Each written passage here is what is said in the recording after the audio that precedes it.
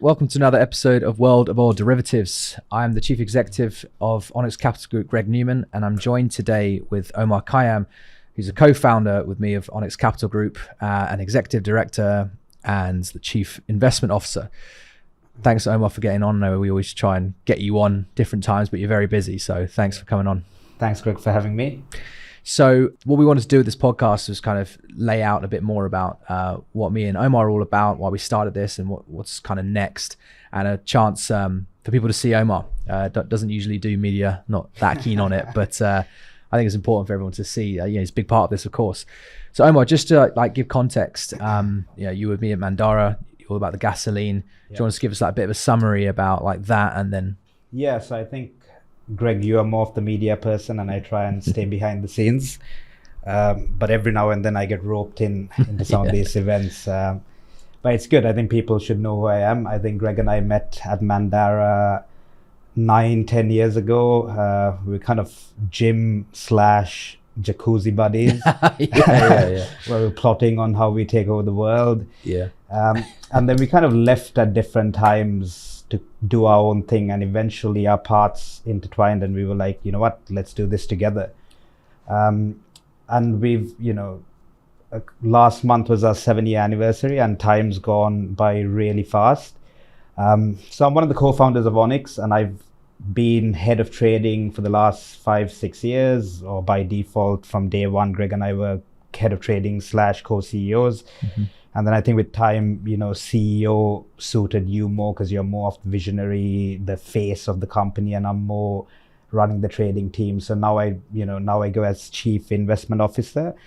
So I kind of manage the trading flow and the direct trading sales team, which now has grown into about 30 people.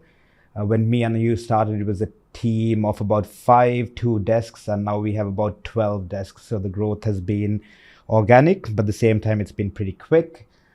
This involves hiring and training people, making sure the performance is elite, there's good training structures in place, and the right things are done, because a lot of these things don't happen by luck. It's very thought out and calculated, and there's processes in place to kind of achieve these goals. So being on top of that is very important, because as soon as you kind of take the eye off the ball a little bit, things tend to kind of go the wrong way. And I think we've learned that firsthand, where, the first 2-3 years, Greg and I were super hands-on. We were kind of in everyone's review, to every interview, to every assessment center. And then we kind of got busy, and the company got bigger, and we couldn't overlook everything. And then there's a bit of a void where things got a bit, it wasn't a big deal, but we had to address that quickly and be a bit more hands-on again, and make sure we have the processes. And again, we don't need to be hands-on everything, but we just need to make sure the team and the senior staff and the people we hire kind of manage that and keep that in control. So those are kind of the main core roles I manage. Again, hiring and training is a big part of what we do. We've kind of built a franchise where we have a system in place where we can train people and sit them down, and they should make money. And again, it kind of, the proof is there because 7 out of our 11 desks are still run by people who've come through our grad scheme. So we are very dependent on that process, and that's what's made us very successful, in comparison to our competitors. So I'm sure I'll go into these things in a bit more detail as we chat on, but that's kind of my core role. I sit in the board with Greg as well, and we, at the end of the day, all major decisions for the company we make together. At the same time, I try and focus a bit more on the trading side. Greg focuses a bit more on the company and more on our new businesses, but at the end of the day, we kind of run the ship together. Also, the risk management, though, right? That's the only thing you didn't bring up. That's a big part of the evolution from being really hands-on trading to kind of leading on the trading floor by example, starting a couple new desks, getting involved, jumping in when you need to, and I don't know, someone's messing something up or whatever. And then it kind of naturally transitions to knowing basically everything about everyone's position in some regards, and working with the risk team to be on top of it, right? Yeah, I think that is, to be fair, one of the bigger parts of my job, which I missed out. But risk management is a very important thing, especially as you go from 2 to 11 desks. there's capital restrictions, there's haircut restrictions, there's a lot of parameters you need to manage and optimize. So which desks do you invest more money in, which desks do you reduce money on when they're not doing well? But again, we've built a very strong risk team who kind of keep an eye on that. And, I have to get involved, especially with the market the way it is over the last 2-3 years, with the volatility exploding and then dying down. So, managing the traders in these kind of environments is super important. Yeah. And just a big part of, as I say, like, taking what we were doing at Mandara and doing what we do now, one of the things was evolving the business model, right? Yeah. So it's become more efficient in some ways, but more opportunity in other, because of the volatility, yes, but the overall market has grown. There's more depth in markets, more liquidity. So the kind of role of a market maker has evolved, and that's, to be then in there in that transition and then witnessing kind of extreme events, that's all been like learning for both of us. But especially now, right, when we're hiring these new staff, for example, and things you don't actually know about up front, you got that confidence, right, that you'll be able to oversee it because we know it within the context of how we've been evolving in the last 7 years. Yeah, I think the markets have grown significantly, across markets like NGLs and gasoline. The paper volumes have, increased by 3-4 folds. So again, the markets have gotten a lot tighter. The bid offers are probably a quarter of what it was. Of course, it widened during the Russian invasion because the volatility massively exploded. But we've trained ourselves to profit or optimize or make a lot more money in tighter markets because we thrive on being sharp and taking down flow and taking down liquidity to gain an edge and information, and then we try and trade around that. So the model has changed significantly, but the same way our traders have evolved as well. And back then the whole objective of making money was by mispricing and try and fool the market, whereas now we are reputed as liquidity providers. We are very fair. People know they can get away size with us. They know they know where value is. We have a product called Flux where we show them where fair value is, and if they want to buy 15 KT of a spread, they know they have to pay 25 cents above that fair value, and they're happy to pay that bid offer because at the end of the day, we have to put on that position, we have to warehouse it, we have to do 5 different trades to get out of it, margin cost, brokerage cost, exchange cost. So traders do understand it, and they like that transparency, and they like knowing that they are paying an extra tick, but they're getting their size off and getting the liquidity, and they understand the service we offer. Whereas there are competitors out there, or the model which was previously was just trying to take 10-15 cents edge and try and profit from the like opacity of the markets and all that.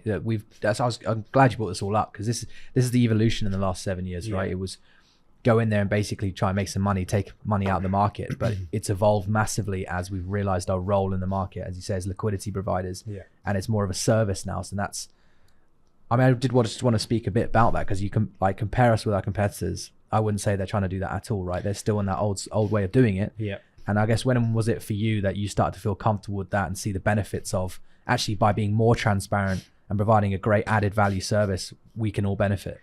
I think a lot of it came when I was trading gasoline as well. Traders realized that they're crossing with me in the market significantly, and then some of the bigger trading houses who are probably top 2-3 traders in terms of volumes in the market, they were like, Omar, you know what, I trust you so much, just work this order the whole day. I know you won't, but that's a massive statement though. Exactly, because you were trustworthy. So you developed that trust in the market. I think you develop that trust by chatting to them and constantly telling them where value is. So when a trader would come and ask me, okay, I need to buy 100 KT of SEP deck, I was like, my first response is value is 50. I will sell you 25 KT at 50 and a quarter. If you want 100 KT, I'll sell you at 50.50. And then they know where it is. And if they only want to pay 50, they'll be like, you know what? Can you work me 50 for the next 2-3 hours? So I think building that trust, and naturally, I think it started with myself and yourself, and now we've kind of we've trained and transferred that skill set to all our traders, so they have built that respect and trust in the market.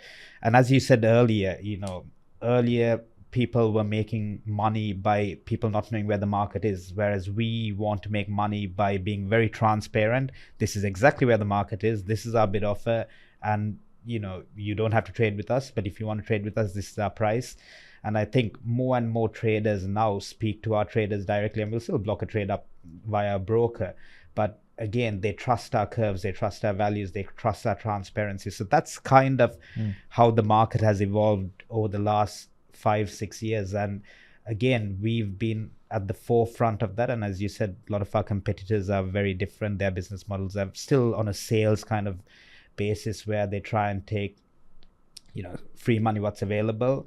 But again, us building that trust and respect over the last 5-6 years helped the market significantly during the Russian invasion, because then no one knew where value was. The bid offer went from being 50 cents wide to $5 wide, and then still people having built that relationship with us were able to trade and get their size off, and we'd extract something out of it as well. But it was a win-win for the whole market. So I think the perception of us being these scalpers who just come and market, I wouldn't even call us, we are market makers, but at the end of the day, we are a flow, we are a liquidity hub where if anyone wants to come and hedge anything, 95% of the time we'll be there for your size at a fair price. And it kind of saves you all the hassle of going around. It's a really interesting point you made with the linking it to value. So I think people don't mind paying like any service in the world as long as they kind of know what they're getting charged. So I think the days of the banks, for example, where it's like too good to be true, you're calling up, you're getting a trade, you're getting your hedge off, and they're going to take the credit risk on you, and you think, okay, great. And particularly things like zero cost collars, they're designed so that you believe that there's no cost to them. Obviously that's just ridiculous, there's no free lunch. So I think being more aware that actually there is a cost to doing business, of course, but it's being fair about that cost of business and consistent and reliable. I guess that's something that is so embedded in us. I think reliability is very key. Traders want you to be there all the time. Again, going back to Flux, we have a live curve functionality. And again, although most traders trade from 8 to 5:30, their first request was, can we have it from 7 to 7? And again, when they want a service, they want it from morning till close, which is a fair request. And then we've kind of evolved and we've built our systems to... Got the Singapore office now to do the early hours. So I was trying to lead to that, where now with time, we want to build the market coverage where we can quote from, 2-3 a.m. London time. We are here till 7:38 p.m. anyway. So if we can kind of cover that, again, very little trades. But if we are going to market ourselves as a one-stop shop, we have to be there all the time for the liquidity and for the price. So that's kind of, I think that's like really core identity, right? And at the end of the day, that's what we're here to do. And the services built around that, you've mentioned a lot about, Flux, our system, houses our fair values, like trading through that, trading direct with that, using that as a tool. And of course, our research as well, that was a new thing for us as well, right? Getting the traders to, historically, we always did reports about what's going on, kind of for just general updates, but converting that into a product to, again, assist the wider market about what we're seeing to help them with their trading so they can trade more, right? That's everything we're doing is enhancing that core service, like liquidity and access to fair access to market. I think all the services we built in-house, we kind of built in-house to benefit for our own traders as well. And initially with the research and the dialogues and the dynamics and the discussions, traders initially held back because that just means more work and finding time and consistency and doing it every day. But throughout the years, they all realized actually this is very useful, and now they kind of do it very actively. And if someone forgets it, the first thing they ask is, Crude, haven't you sent your report yet? Or as an example. So once we get past that, then it's kind of facing the market and how they react to it, right? Again, initially you have the big majors and the trade houses saying, oh, you know what, why do I care about Onyx's research? What do they know about the market? We have all the physical barrels in the world. And then it's funny how that's evolved over the last few years as well. Whereas now all these, big trading houses, the majors, they're all reading our research, watching our posts, watching our analysis, and they're talking about it a lot. So again, with a lot of these things is overcoming the perception or the market reluctance. When we started Onyx, everyone was like, oh yeah, these two young guys, they don't know what they're going to do. when we started research, everyone was like, oh yeah, this is never going to work. You've got energy aspects, you've got all these other research firms who have all the analysts in the world. So I think we've kind of proven over and over and over again that, if you have a good product, which we generally tend to do, and you market it the right way, and with our networks and relationships, we can always overcome that. And even with Flux now, which is a live data service provider where you have minute by minute tick data, and soon to be able to trade on that as well. Initially everyone was very reluctant, and now if you look at our client list, we have some of the big trading houses on it who rely on that day to day. So yeah, I think our perception in the market is now very well established. We're a very respected firm because we try, and our trading style, which is our core business, is very done the right way. We have a lot of integrity, and we have a lot of market share, market presence. And now as we go on into the future, it's trying to evolve and make it a bit more tech heavy and digitalize all of that, which we'll come to later as well. But that's kind of the next step in the evolution. So that's I think very clear identity. So I'm really glad to hear you say it back as well. And that's one of the things, right? We've done this together, and that's basically what the board's all about, right? Trying to be very clear about what we're doing across the group and making sure it fits together. It's not just random things, right? It's all enhancing this overall service. Yeah. But about the growth now, where do we go from here? Because we've kind of dominated a lot of areas in oil. There's still a couple left. Yeah. And of course we want to evolve into other products, right? And that's going to be a bit of a focus in the next financial year. Yeah. So I think we have a very, exciting year ahead. Again, we've seen constant year-on-year growth. We closed our 7th financial year last week, and it was again another record year. But we constantly want to push the boundaries and constantly keep growing. Within the oil space, we've had a few, our weak areas have been freight and distillates. Distillates we've fixed now by putting one of our most senior hires in the company, Leisure, who set up, naphtha with me and then went on to do fuel oil. And then he's now running the Singh distillates arm. He's been doing that for about 3 months, and his market share and his presence has grown significantly. So that's only going to continue to grow. And also as a firm, we've started looking at a bit more cross-barrel traders who can kind of capitalize and leverage on all the data and the analytics we have internally to run some, medium to long-term risk based on that. So that's a bit of the growth within oil. We are constantly hiring graduates and feeding them through that training process, because we have a very good training process in that space. But again, a new business area we ventured into over the last 6 to 9 months was metals. So that's going to be a very exciting area. So we already trade copper, iron ore, and steel, and we have pretty good market share in those areas, considering it's only been 6 months. So what we eventually want to do is cover the whole spectrum and build the market share and then the data. And effectively what we've done in oil, we want to do to metals, because I think we have the right philosophy and the right principles.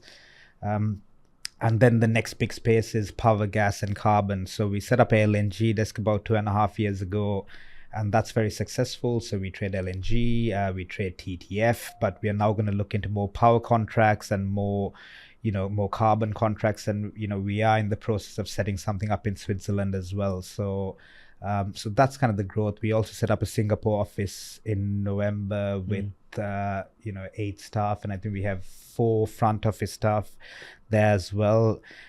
So yeah, it's going to be exciting year trying to integrate all these businesses and try and build the model we've built on oil, where we are market dominant and we are number 1 by far into these markets as well. And it will take time, don't get me wrong, but we've had 7 years of learning and improvements and iterations, so it should be a lot quicker than that. But yeah, that's going to be very fun and challenging, and managing the different areas. But all in all, it's going to be a busy year ahead.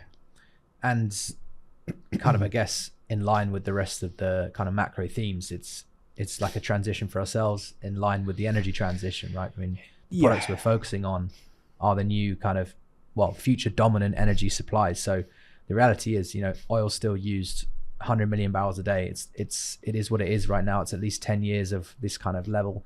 Then the financial flows are just growing and growing and growing. So we can't shy away from the need for efficient trading. And I like to tell people who are in the firm and sometimes a bit insecure about where we're positioned in the world given these macro themes. And at the end of the day, I say, as well as we are heading towards these things, it's a necessity right now, but also our trading has always been about liquidity, transparency, and that's more efficiency. And there are benefits to that around the world. Like if you're going to use energy sources, it's best that it's done in the most efficient way and the fairest way, right? So we're always on that side. So I think our role in the market is very financial. So we're not involved in the physical side, but at the end of the day, we do, counteract or, we participate with all the physical clients. And what we try and do is make the market as tight as possible and make the prices as efficient as possible. And what that means is, as the price feeds from, the price of extraction to what you pay at the pump for end user, I would like to think we play a good part in kind of minimizing that price and making it as efficient as possible. Oil will be there for the next 10 years, and I think we will still have a role to play in that, but it's definite that we will transition away from that eventually, and we are positioning ourselves. Again, we wouldn't say we're going to be 100% renewable company, but we are trying to push as much as we can into cleaner fuels like LNG, gas, carbon credit products, power products. I think that's going to be a lot more significant and a lot more important in the next 5 to 10 years. And then with time, it will be the markets. I think we will be nimble. We will grow into the new areas, but at the same time, we will still try and keep the oil market as efficient and as reliable as possible. But another thing I say is, the people that are going to drive the energy transition on the physical and financial side are, the people that have been in the energy space for a long time. So there's no point saying there's going to be a different bunch of people that are now going to trade power and gas and develop renewable businesses. It's going to everyone's going to transition, and there's no point there's no point not learning from the process of how oil was built and the oil derivative market was built, because whole industries have been able to grow off the back of it, right? It's a very complex system. Like shale oil, for example, that became like a huge industry because they were able to hedge. There was reliability for banks to finance physical production. It'll be the same for renewables, is what I'm trying to say. Yeah, I think it'll be our knowledge on how markets work, how liquidity works, how deferred market works. When I started LNG, not much traded in the back and spreads didn't trade. And as soon as I started making two ways, everyone started trading it. So I think we have a big part to get the liquidity and the volumes available in the renewable markets to improve and to give participants accessibility to liquidity. Because as soon as, if you're setting up a wind farm or a solar farm and you have the capacity to hedge, your next 5 years production, then you can raise capital for that project from a bank, and then you can start building it. And then, that project is realistic and feasible. Whereas back then they couldn't do that. And then by the time the project came live 2-3 years later, the prices had dropped, and then, then they had to shut it down. So I think there's a lot of transferable skills, and I think we can be a big part of it. But at the same time, the physical companies, the majors of the world, the BPs, Shells, Equinors, they need to lead this transition. And I think they're taking significant steps. On the physical side, right? And I guess we're here on the financial side. I'm talking about the physical investment in assets, and, they all had huge profits over the last few years, so reinvesting them quite aggressively. So I think that could speed up. But again, at the end of the day, you're not going to have new, $500 billion companies pop up and be renewable, right? It has to be these guys who know how energy works, how logistic works, who have to play the big transition. And use the same systems, right? Like in hydrogen, for example. I know that's a big thing for trade houses and majors, because they feel very confident that there's a lot of adaptation to the current oil model, cargoes, etc., to, carry ammonia, for example, for the hydrogen, like all that. Will be the same thing. Like hydrogen, the way it's traded will probably be quite similar to oil, right? Yeah, a lot of it will be pretty much the same principles, the same pricing methodologies. It's, they'll be, okay, you'll need to liquefy, compress, etc. Oil is one of oil's biggest advantages is transport, right? It's very easy to transport it, whether it's in cars or fuels or, in cars or planes or ships. It's so easy to transport it. Whereas when you start going into hydrogen and other other commodities, it gets a bit more interesting and it's a bit more volatile and more combustible. So there's a lot more dangers involved. But again, more or less, it's the same principles and the same, same logistics that apply. So and again, it will all be about economics at the end of the day. So the spreads between, power and gas and coal, for example, are a big driver of like the overall energy complex in Europe. And that will be the same, when hydrogen gets involved. More things versus green versus blue, types of energy. So at the end of the day, it does come back to, we have this role of playing like the financial liquidity, because all well and good having a theoretical value where you think a spread might be between, one energy source commodity than another, but you need to be able to go and actually act on that, hedge it, lock in financing, all the rest of it, right? Correct. Yeah. So I think for, new people coming in, we're 7 years in.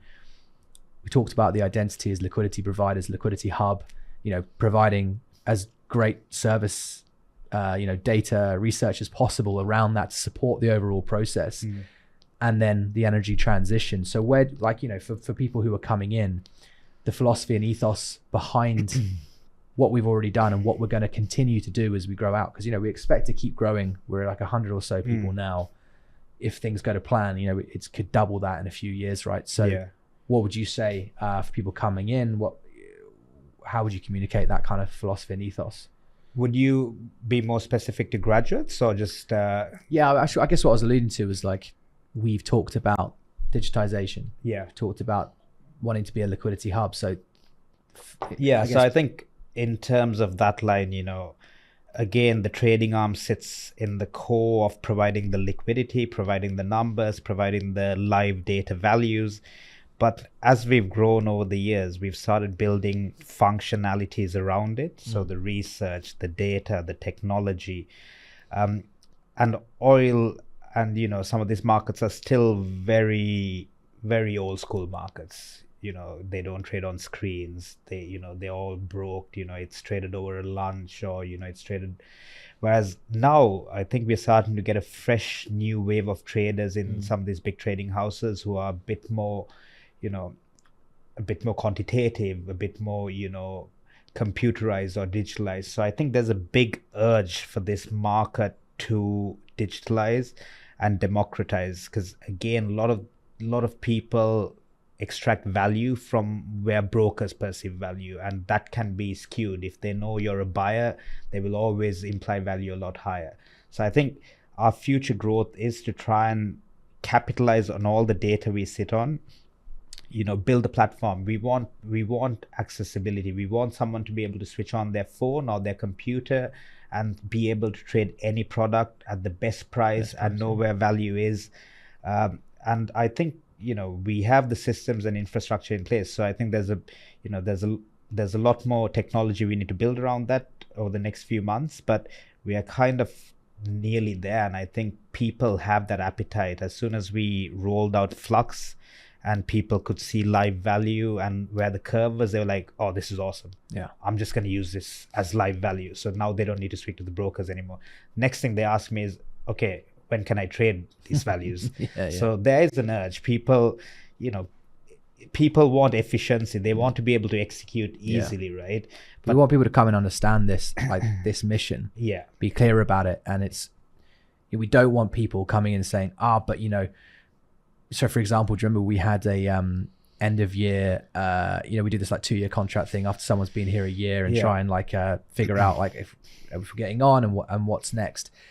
And we're kind of talking about your need to maintain market share to make sure you're providing the service that we pride ourselves on. Like, well, would you prefer me to make P&L or would you prefer me to get market share? It's like market share, next question.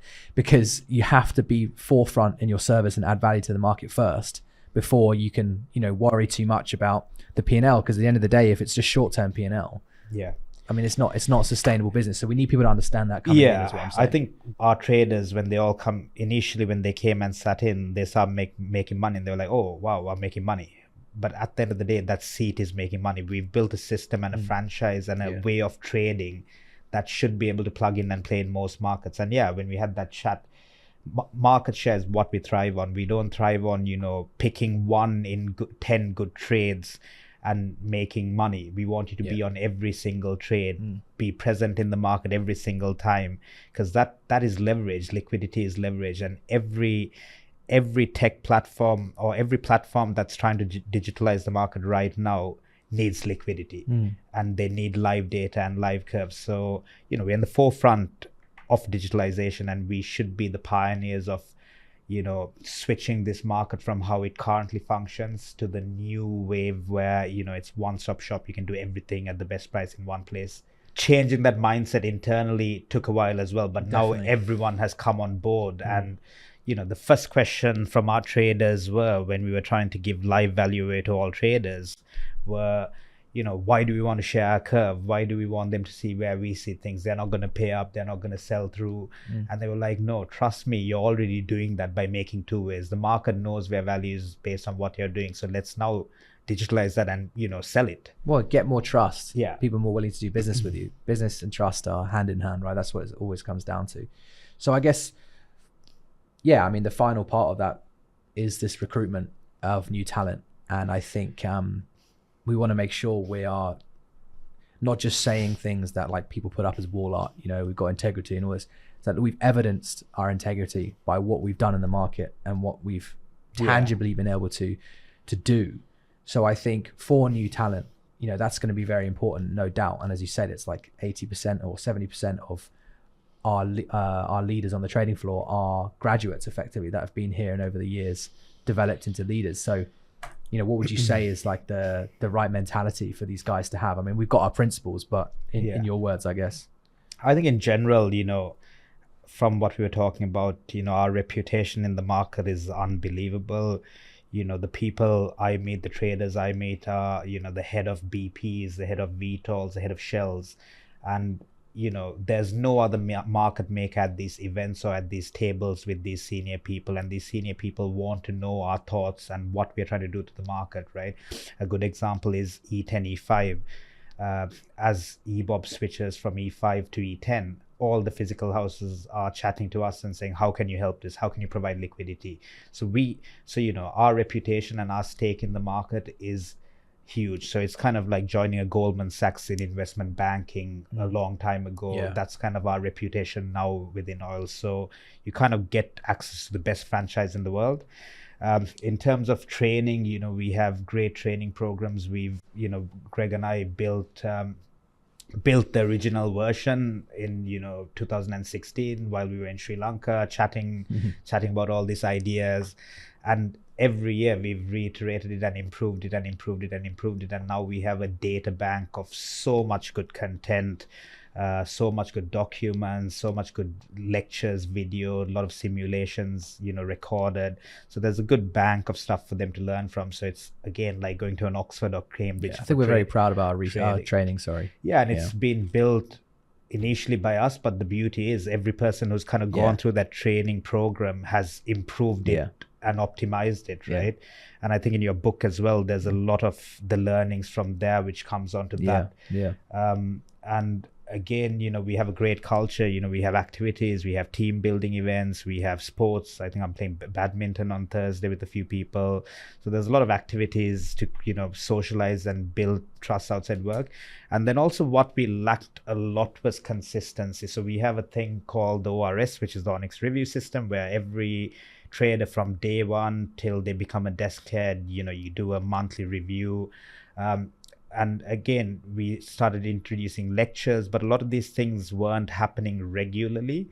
And again, this comes to my point early on, where we were very hands-on for the first 2-3 years. Then we kind of stepped back, and then all these things stopped. So we hired a performance coach recently as well, and he's been on top of this. He's an ex-Olympic silver medalist, and he's kind of been on top of organizing all these things. So that's been a great addition to to our graduates as well. And it's really nice. I think you can see the quality of talent, and as well as the number of good graduates who are coming in now is a lot more than it was before. And it kind of reminds us of our old days where you have, you know, a group of people who hang out together, do everything together. They recently went to Albania on a trip together as well. Imagine that, you know, working together and doing all of that. So I think the message to, you know, new joiners is, you know, one, we have a great culture. You're joining one of the best, you know, trading firms in the world. You know, we can all say that very proudly, and I think no one can deny that now. And, you know, we have the processes in place to, you know, guide you and train you, and a lot of the training is on the desk as well. But, you know, there's so much learning that can be done, and I think the success rate is huge. If you compare us to some of our competition, you know, 70 to 80% of our businesses are run by grads, and that's very nice to see. Omar, thanks a lot for coming on. I think that was great, like really well articulated all that. So it's really nice to hear you. You don't get the chance often to talk like this, right? So no, that's awesome. So we're going to leave it there. Thanks, listeners out there. This is available as a reminder on YouTube, like in person, but all the kind of normal Apple and Spotify as well. So thanks for listening, and we'll be back for a new podcast next week. Thanks.